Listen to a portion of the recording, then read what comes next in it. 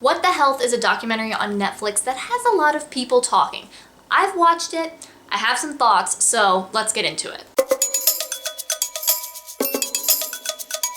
So you may have noticed I'm not in my normal filming location. I'm actually on vacation right now at the beach. And we're in that afternoon time where people are reading and napping and running errands and that sort of thing. So I'm here filming this video.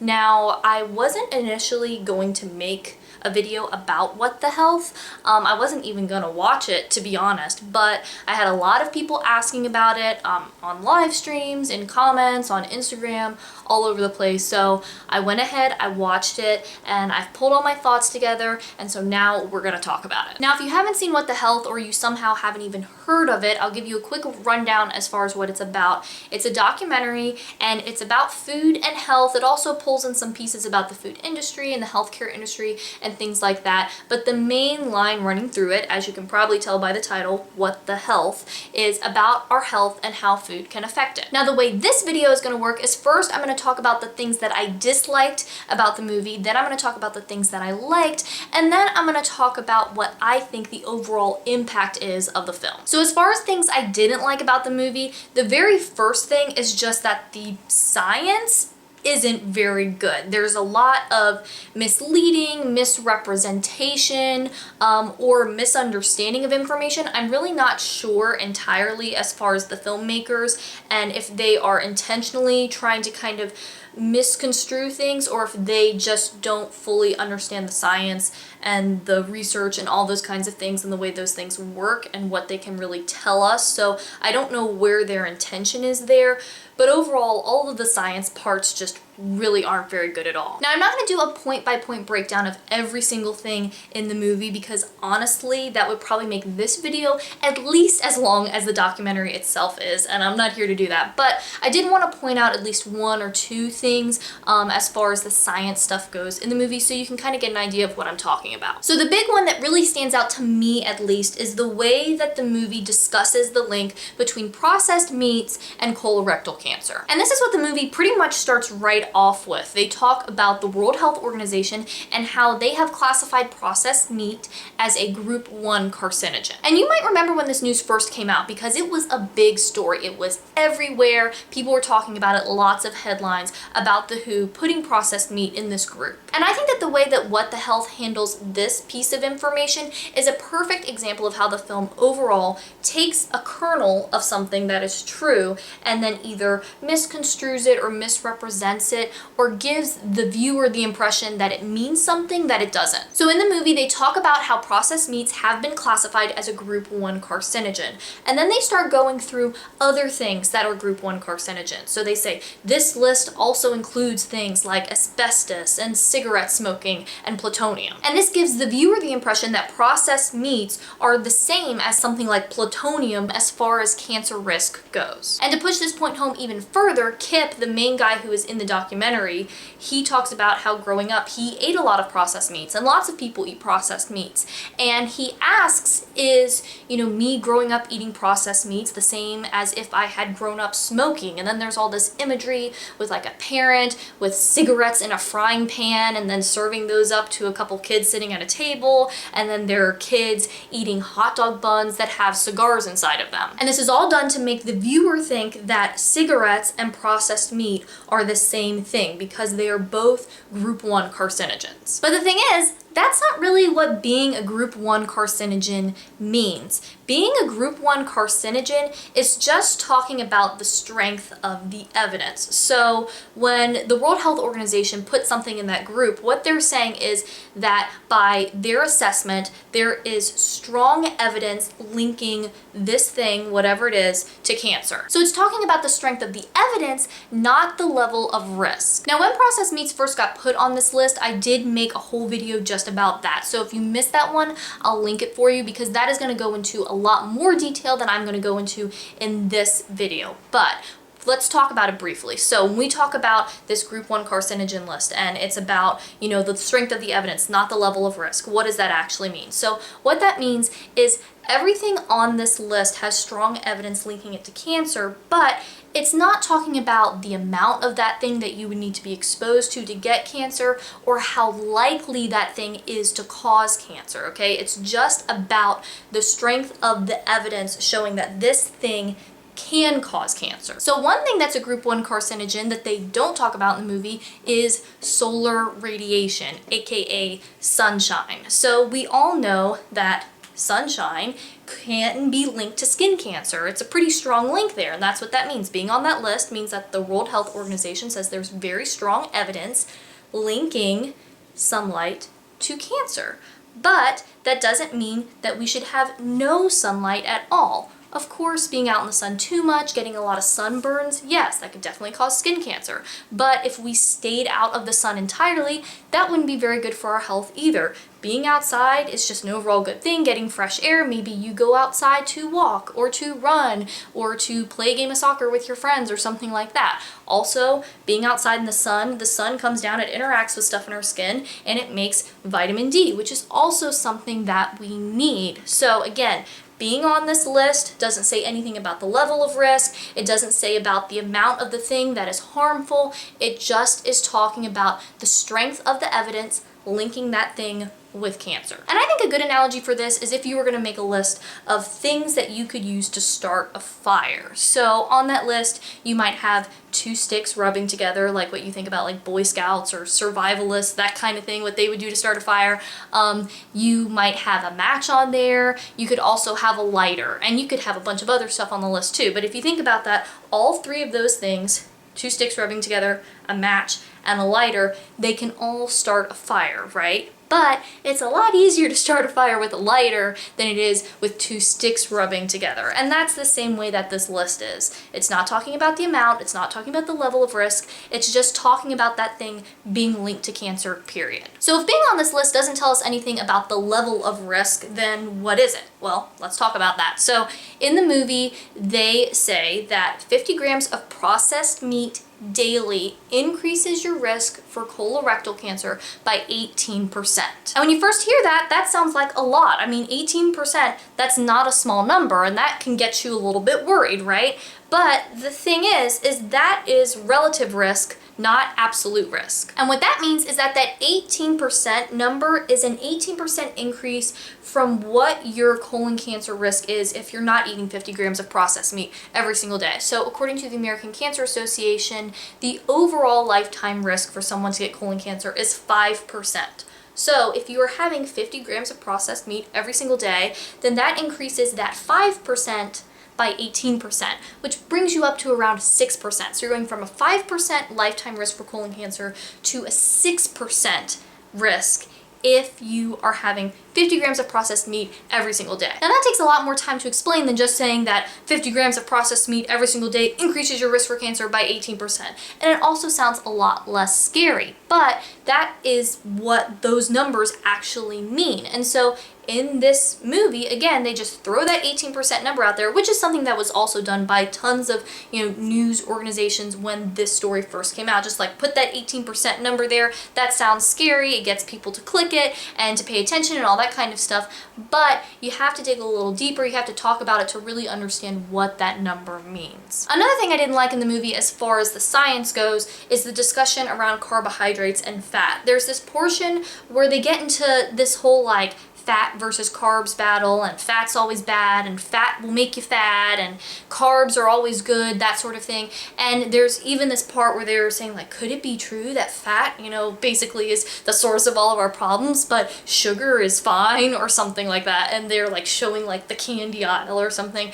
And I don't think that the doctors in this film would necessarily encourage their patients to eat more candy, but that's the way that it comes out in the movie. And it's something that happens in a lot of movies or with diet gurus or in books or whatever, is where people feel the need to kind of jump on a macronutrient bandwagon. So the 3 macronutrients are carbs, fat, and protein, and we very often see people want to jump on one as, this miracle savior that's great for our health, and then jump on another one as the evil bad guy that's going to make us all sick. when the truth is that isn't how it works nutritionally speaking. We need carbs, fat, and protein, all three of them. They're all there. We need them in our diet, and one isn't the good guy, one isn't the bad guy. It's about getting a mixture, and it's also about looking at the quality of our food. Not all carbs are the same, not all fats are the same, and also if you start cutting one out, you're just limiting your options. There are only three. We have to get our calories from carbs, fat, or protein.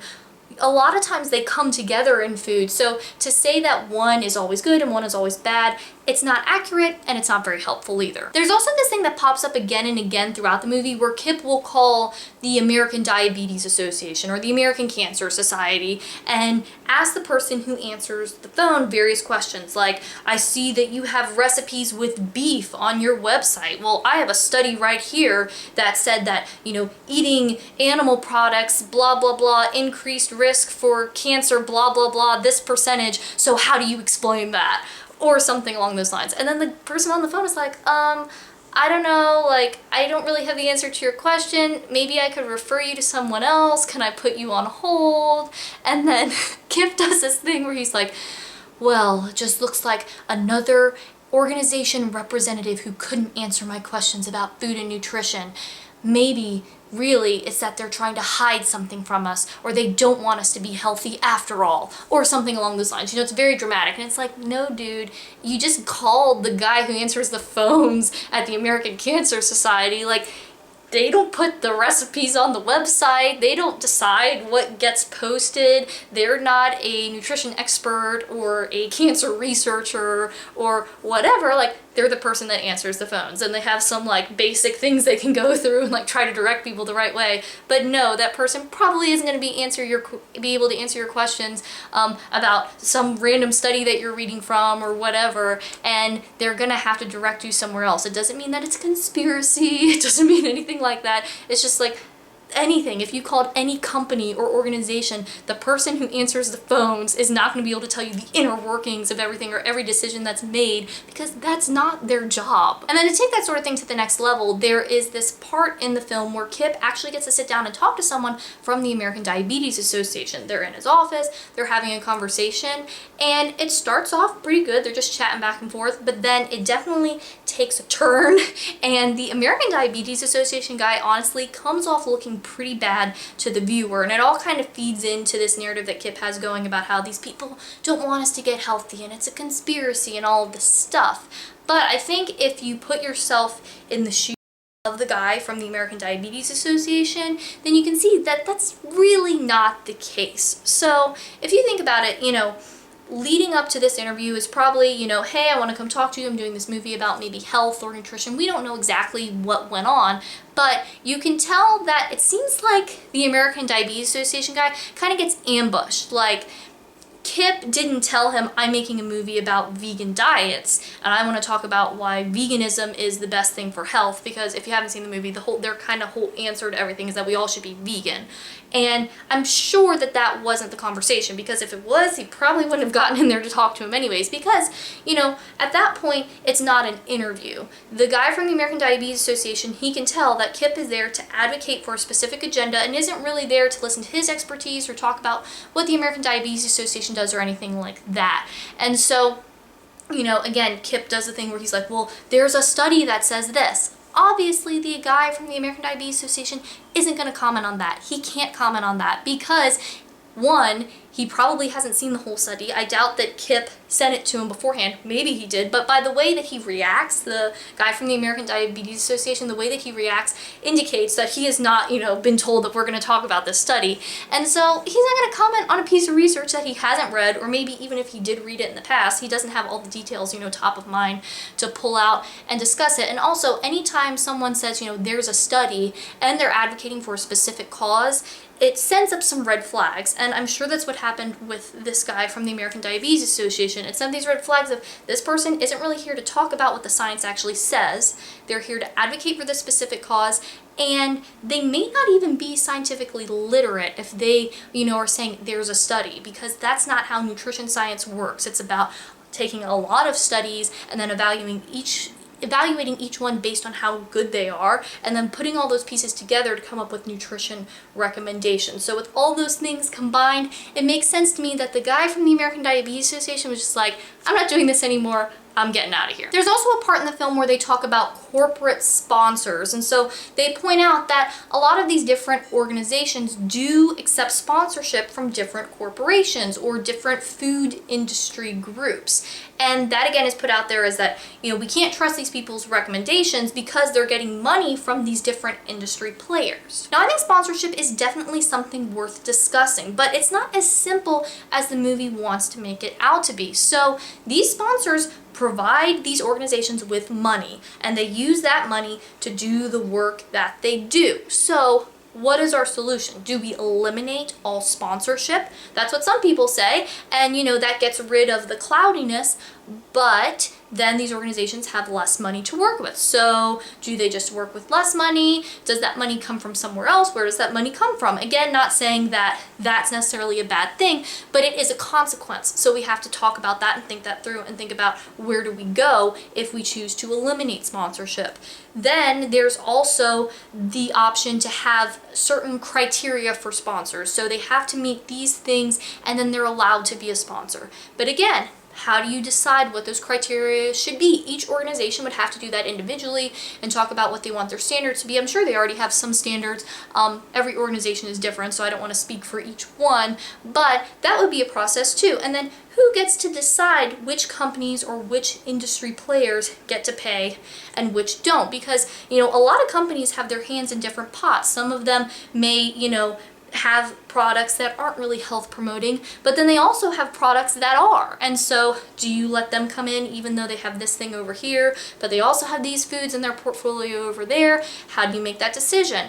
Then there's also, different specific food industry groups. So there's an association for basically every food out there. I mean, there's the beef people, there's the bean people, the almond people, and the strawberry people. Like every different food you can think of has a group advocating for them and for the people who produce that food. So how do you decide which of those get to, come along and play and give money?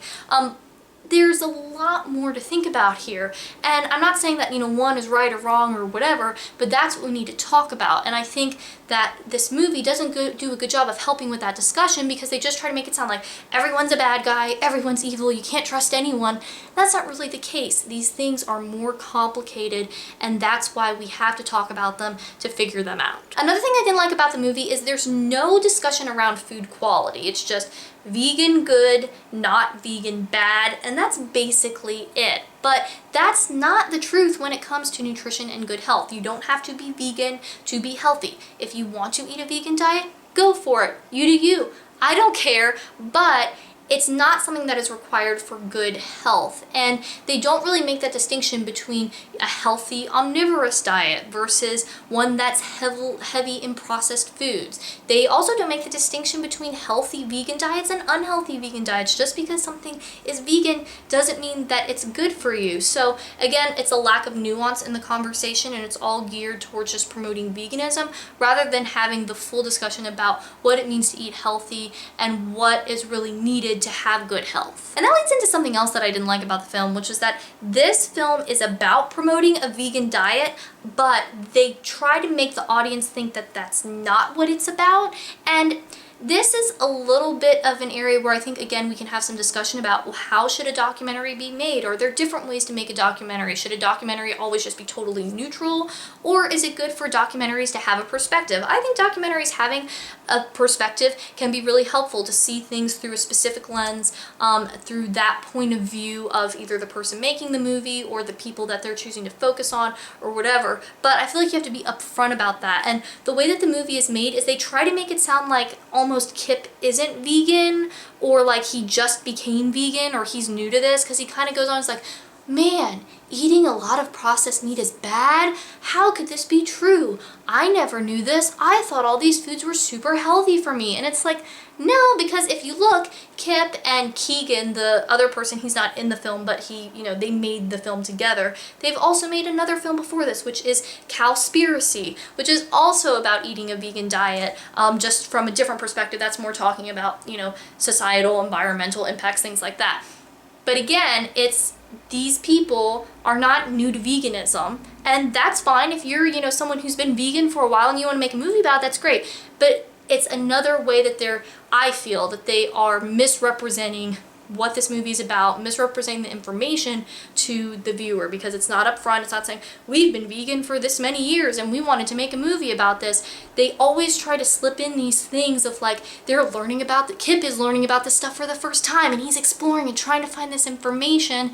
That's not really what is happening, but it's just kind of the story that they're telling. Now, as far as what I liked about the movie, I did like that they talked about, how we do in a lot of ways have sick care, not health care. So a lot of times people are having, different medical conditions, complications, and that's when the intervention comes in rather than prevention, rather than helping people to not have some of these problems in the first place. We can't prevent every disease, and we can't prevent people from getting sick or prevent people from dying, because eventually we all are going to die one day. But there are a lot of areas in the healthcare system where we could help prevent certain conditions or improve people's quality of life if we could get in there sooner, rather than, helping people in the back end after all of this stuff has happened. And, maybe it really is more about managing a condition rather than preventing one. I also like that they talked about the conditions that a lot of animals are raised in an industrial food production model.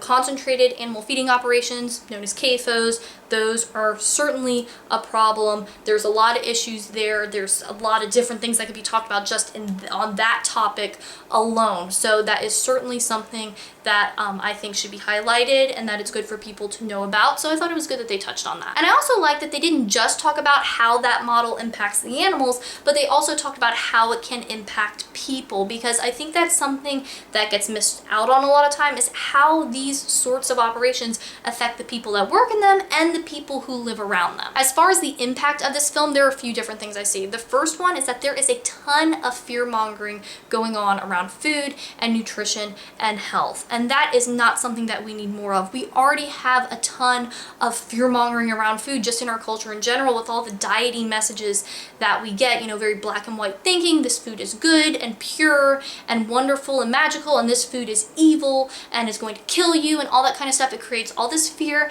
and anxiety around food. We have too much of that already. We don't need more of it. I also think for people who are vegan and who are advocating for veganism, that this film actually hurts veganism, because yes, there are people who are saying, I'm going vegan after seeing What the Health, but overall, if someone is, convinced to become vegan after watching this movie based on misconstrued, misrepresented, inaccurate information, then what happens when they actually hear that that's the case, that the information isn't good, or they just hear a convincing sounding argument from someone else? Then they're just going to go right back to whatever they were doing before, which may be healthy or not healthy or whatever.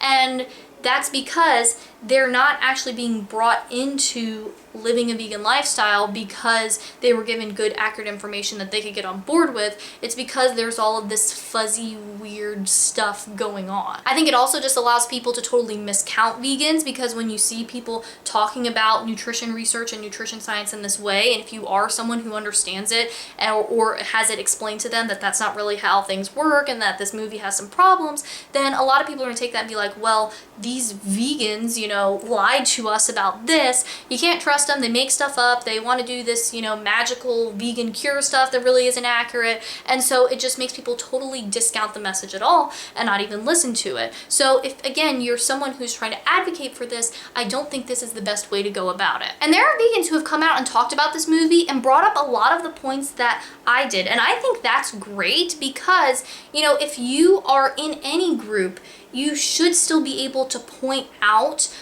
when someone in your group shares incorrect information or misrepresents information or, you know, et cetera, et cetera, et cetera. And I've seen a lot of people who are vegan just come out and defend this film because it's a vegan film and we're in the vegan club. And so if anything comes out advocating for this, then we've got to be on board with it. If they say stuff that's inaccurate or whatever, just defend it to the end, I feel like is the type of vibe, like it's vegan, so we gotta, you know, we gotta defend it. When what I think we all should be doing, no matter if it's veganism or any other group that you may be in, is, you know, if someone in your group is doing stuff like sharing stuff that's inaccurate or whatever, even if it's to advocate for your cause or what you believe in, it's still not good. You know, we don't want to be sharing inaccurate information. It doesn't help the cause and it could very well hurt it. So just kind of a general overall point for anyone in any group, I think that's something to think about. And if you've watched What the Health, I would love to hear what you think in the comments, because, you know, I definitely have my perspective as a dietitian watching this, but I'd love to hear what your thoughts were as you were watching it, any other questions you have, or anything that really stood out for you. And if you're new here and you want more healthy eating tips and nutrition info and videos like this one, then make sure that you subscribe, because eating healthy and living a healthy lifestyle really doesn't have to be complicated, and I'm going to show you how to do it. And if you want to watch some more videos, I will have a couple linked over here that you might like. Thanks for watching. I hope you're having a great day, and I'll talk to you next time.